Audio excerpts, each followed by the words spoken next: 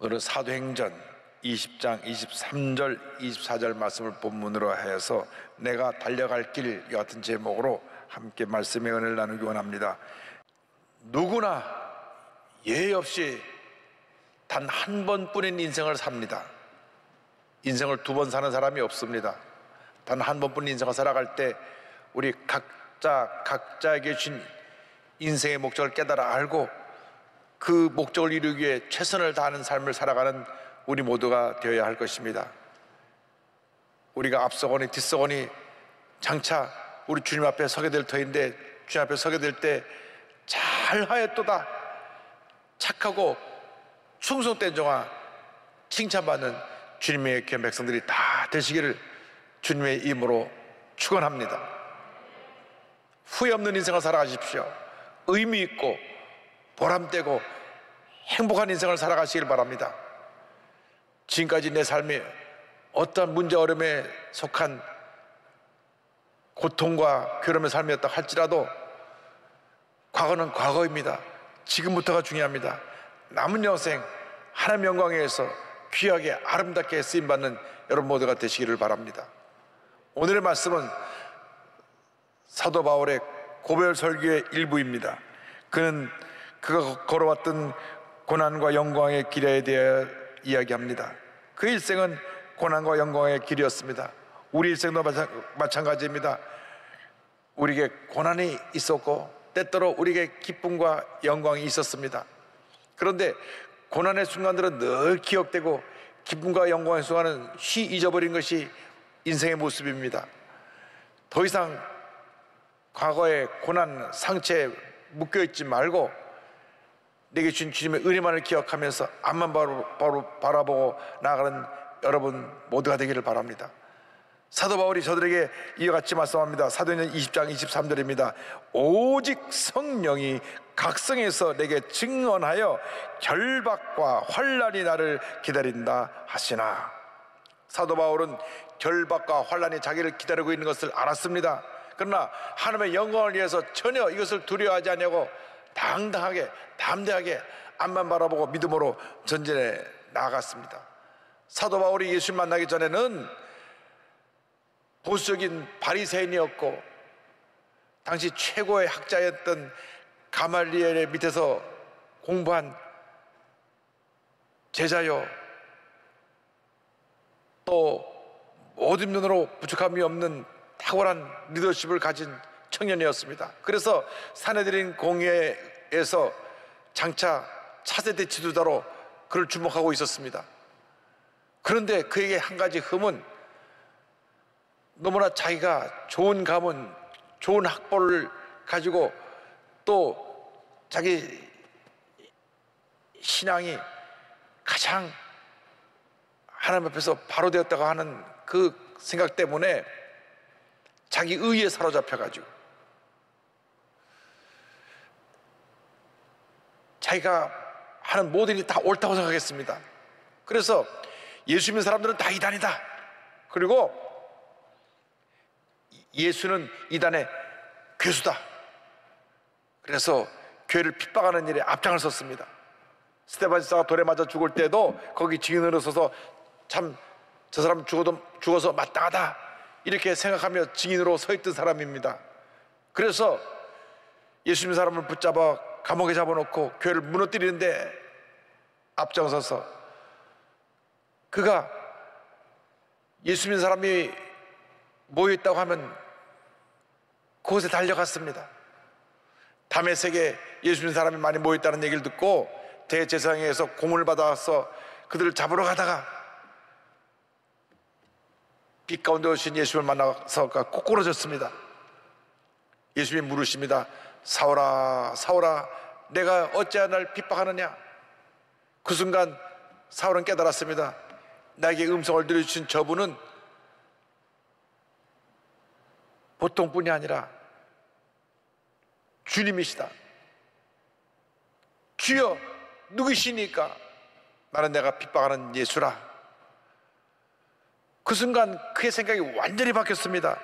자기 생각에 옳다고 자기 생각에 붙잡혀서 살던 그가 내가 지금까지 잘못 생각하고 잘못 판단했다는 것을 깨닫게 되고 3일간 금식하고 기도받고 성령 충만 받은 다음 그의 인생이 완전히 바뀌어져 버렸습니다.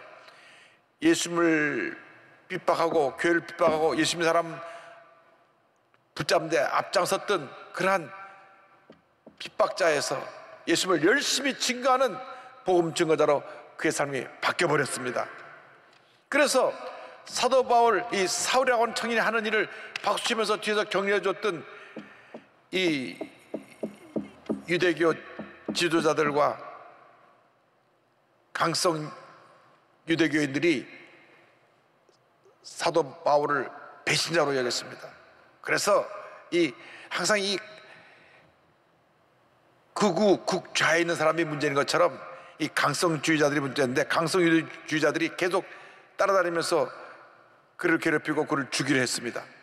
심지어는 그를 죽이려고 결사대까지 조직을 했었습니다. 사도 바울이 소아시아 전 지역과 유럽에 복음을 전하며 선교 사역을 전개해 나가는 동안 말할 수 없는 환난과 핍박을 받았습니다.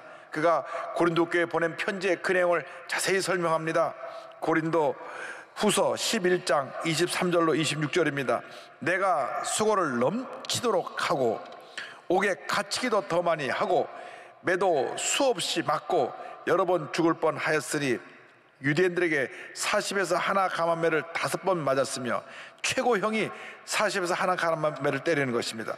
3번 태장으로 맞고 몽둥이로 두들겨 맞은 것입니다. 1번 돌로 맞고 3번 파선하고 일주야를 깊은 바다에서 지냈으며 여러 번 여행하면서 강의 위험과 강도의 위험과 동족의 위험과 이방인의 위험과 신의 위험과 광야의 위험과 바다의 위험과 거짓 형제 중의 위험을 당하고 말로 표현할 수 없을 정도로 많은 고난을 겪은 것입니다.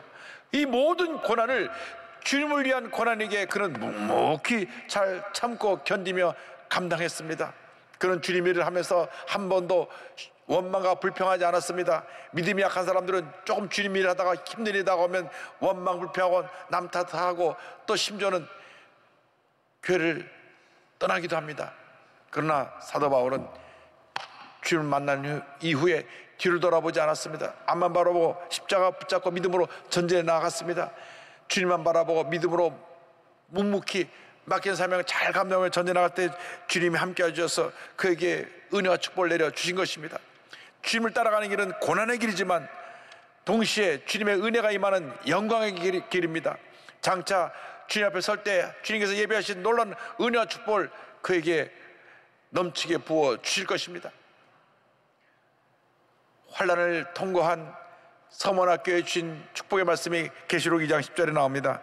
너는 장차 받을 고난을 두려워하지 말라. 볼지어다 마귀가 장차 너희 가운데에서 몇 사람을 옥에 던져 시험을 받게 하리니 너희가 10일 동안 환난을 받으리라. 내가 죽도록 충성하라. 그리하면 내가 생명의 관을 내게 주리라. 주를 위해서 죽도록 충성하면 장차 우리가 하늘나라에 가서 다 모두가 면류관을 쓰게 될 것입니다. 주님 영광에서 헌신하고 수고한 모든 대가가 이 땅에서 때때로 인정받지 못하고 그 상급을 받지 못하고 할지라도 하늘나라에서는 그 하나도 빠진 거 없이 다 주님 기억하셔서 면류관 씌워주시고 우리에게 큰 상급을 주실 것입니다. 사도 바울이 순교를 앞두고 마지막으로 그의 사랑하는 영적인 아들이며 제자인 디모데에게 편지를 보낼 때 그는 이와 같은 고백을 합니다. 디모데후서 4장 7절 8절입니다. 나는 선한 싸움을 싸우고 나의 달려갈 길을 마치고 믿음을 지켰으니 이제 후로는 나를 위하여 의의 면류관이 예비되었으므로 주 곧 의로우신 재판장이 그날에 내게 주실 것이며 내게만 아니라 주의 나타나심을 사모하는 모든 자에게 도니라. 이 편지를 보내고 나서 AD 66에서 67년 그 사이에 로마 황제 대박해 시대에 붙잡혀서 참수형을 당해 죽고 말았습니다. 네로 황제가 모든 기독교인들을 붙잡아서 로마 원형 경장에서 불에 태워지고 십자가 달려 죽게 하고 로마 시민권자들은 그래도 은혜를 베풀어 준다고 사형 중에 가장 그 형벌이 약한 참수형으로 죽였습니다. 참수형은 죽는 고통이 제일 짧으니까 많은 경우에 기독교인들은 아주 악질분자라 그래서 불에 태워서 오랫동안 고통을 당하고 죽게 했습니다. 더군다나 십자가 달려 죽는 것은 이틀 3일 동안 고통을 당하다 죽어갑니다. 그래서 사도 베드로는 로마 시민권자가 아니었기 때문에 십자가 달려 거꾸로 달려 순교하셨고, 사도 바울은 참소형으로 순교한 것입니다. 그러나 그가 이 세상에서 순교했을 때 그의 영혼이 순간적으로 하늘나라에 올라가게 되고, 주님은 많은 표정으로 기쁜 모습으로 두 팔을 벌리고 계시다가 그를 꼭 안아주셨을 것입니다. 지금은 하늘나라에서 묘류관을 쓰고 주님을 찬양하시며 지금 우리의 예배드리는 모습을 내려다보고 계실 줄로 믿습니다. 그는 호흡이 다하는 그날까지 주님께서 주신 그 사명을 이루기 위해서 최선을 다한 삶을 살았던 것입니다. 그러니까 주 예수님께 받은 사명이 무엇입니까? 그는 주 예수님께 받은 사명에 대해서 20장 24절에 이렇게 고백합니다. 내가 달려갈 길과 주 예수께 받은 사명 곧 하나님의 은혜의 복음을 증언하는 일을 마치려 하면은 나의 생명조차 조금도 귀한 것으로 여기지 아니하노라. 사도 바울이 주님께 받은 사명은 하나님의 은혜의 복음을 전하는 것입니다. 이 사명을 감당하기 위해서 내 생명조차 조금도 귀한 것으로 여기지 아니하고 최선을 다하여 그의 삶 모든 걸 바쳐 헌신하며 복음을 전했습니다. 우리 각자에게 주신 사명이 무엇입니까? 여러분, 각자에게 주신 사명이 무엇인지 깨달아 알아서 그 사명을 잘 감당하고 사명을 완수하기에 최선을 다하는 삶을 살아야 될 것입니다. 환자를 치료하는 사명을 준 의사는 의사로서 그 자리에서 최선을 다해서 병자를 고쳐야 됩니다.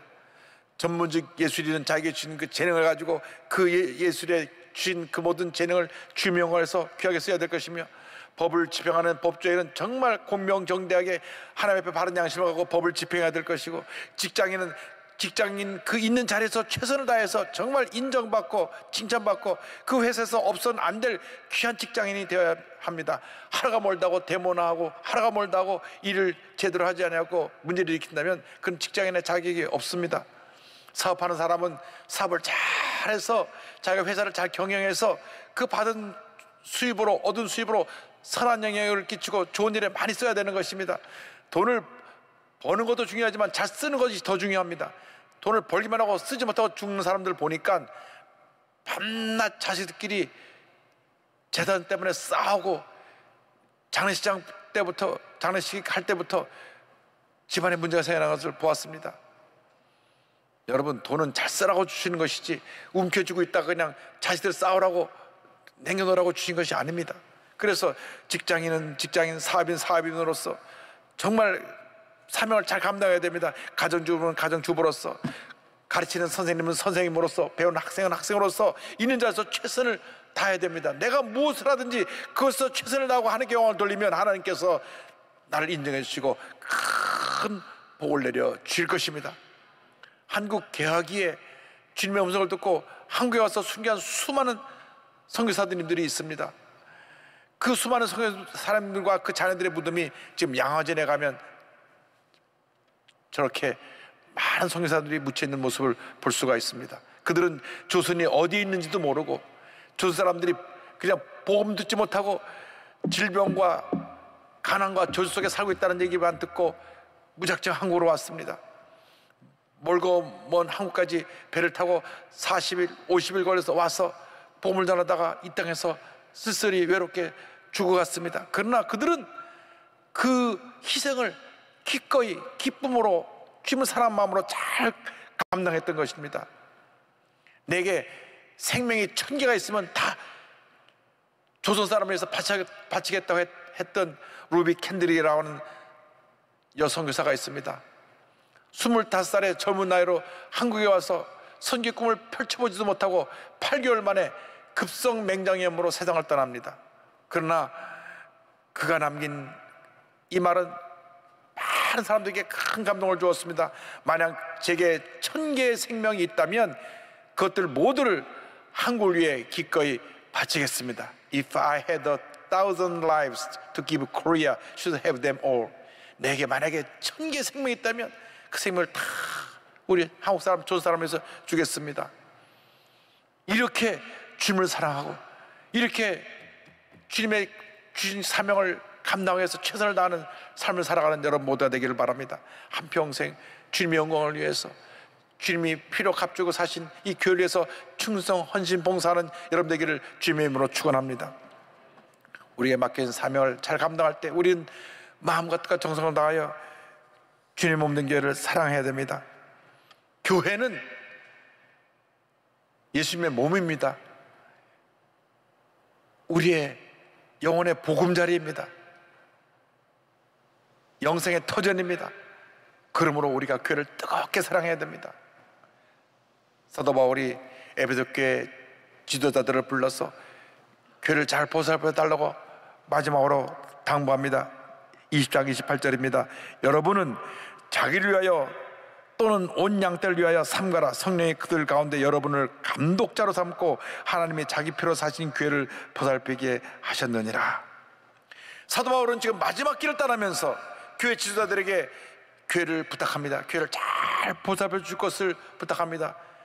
지금 이곳에서 떠나면 다시 돌아올지 못할 것을 그는 알았습니다. 사도행전 20장 25절입니다. 보라, 내가 여러분 중에 왕래하며 하나님의 나라를 전파했으나 이제는 여러분이 다 내 얼굴을 다시 보지 못할 줄 아노라.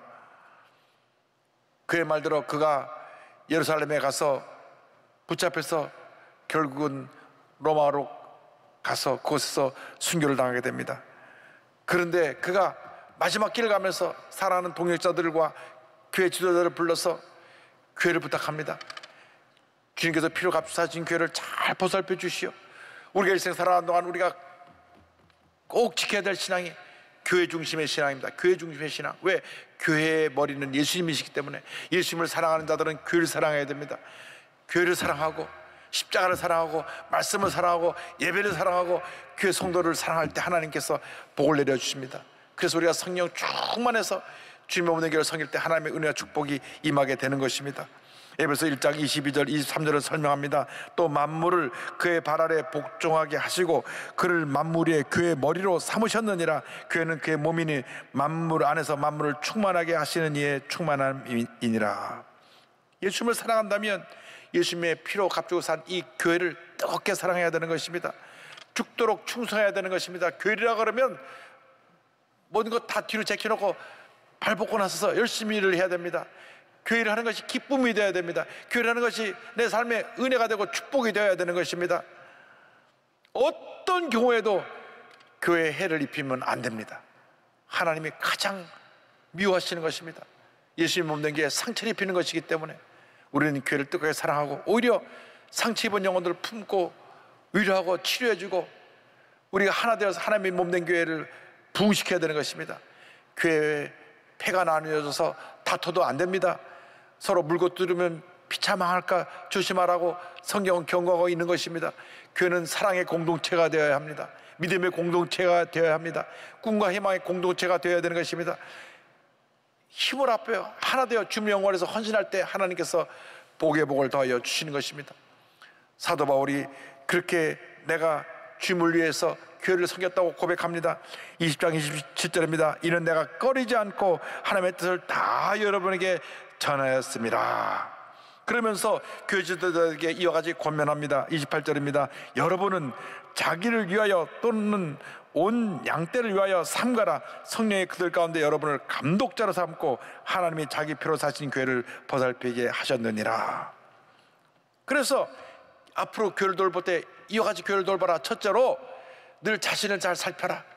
교회를 섬기는 일꾼들은, 재직들은 먼저 자신을 잘 살펴야 됩니다. 내가 하나님 앞에서, 교회 앞에서 잘못된 점이 없는가, 내가 부족한 점이 없는가 늘 자신을 살펴보고 부족한 점은 기도하면서 보충하고 잘못된 점은 바로잡고 그래서 교회를 새로운 일에 앞장서야 됩니다. 나아가서 성령님과 동행하는 지도자가 되어야 합니다. 우리가 주임을 할 때 첫째도 성령 충만이요, 둘째도 성령 충만이요, 마지막도 성령 충만인 것입니다. 성령의 불이 꺼지면 은혜가 떠납니다. 성령의 불이 꺼지면 감사가 사라지고 불평이 나오는 것입니다. 그러므로 주임을 섬길 때 성령 충만 받아야 되는 것입니다. 나아가서 예수님의 피로 사신 교회를 잘 보살펴야 되는 것입니다.